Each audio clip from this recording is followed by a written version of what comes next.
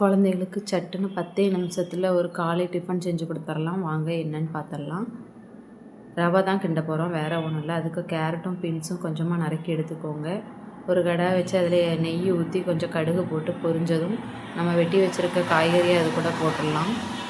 உங்கள் குழந்தைங்க என்ன காய்கறிலாம் சாப்பிடுமோ அதெல்லாம் போடுங்க, நல்லாயிருக்கும். கொஞ்சமாக உள்ளியும் வெட்டி அதுக்குள்ளே போட்டுக்கோங்க. நான் சின்ன உள்ளி போட்டிருக்கேன், உங்களுக்கு எது தேவையோ அதை நீங்கள் போட்டுக்கோங்க.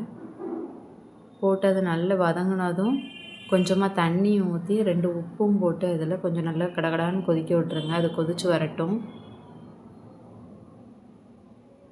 டெய்லி குழந்தைங்களுக்கு ஒரு இட்லி தோசை கொடுக்கறதுக்கு பதிலாக கொஞ்சம் வித்தியாசமாக கொடுத்தா அவங்களுக்கும் சாப்பிட்றதுக்கும் கொஞ்சம் அழகாக இருக்கும், நல்லா சாப்பிடுவாங்க. இப்போ நான் ஏற்கனவே வறுத்து வச்ச ரவை தான் எடுத்திருக்கேன். நீங்கள் வறுக்காத ரவை செஞ்சிங்கன்னா அதை எடுத்து வறுத்துக்கோங்க. வறுத்து லைட்டாக அதில் போட்டுட்டிங்கன்னா அது நல்லா கொதித்ததும் ரவை அழகாக வெந்து வந்துடும். ஒரு முறை இப்படி டிஃப்ரெண்ட்டாக நீங்கள் செஞ்சு கொடுத்து பாருங்கள், குழந்தைங்க நல்லா விரும்பி சாப்பிடுவாங்க. தேங்க்யூ ஃபார் வாட்சிங்.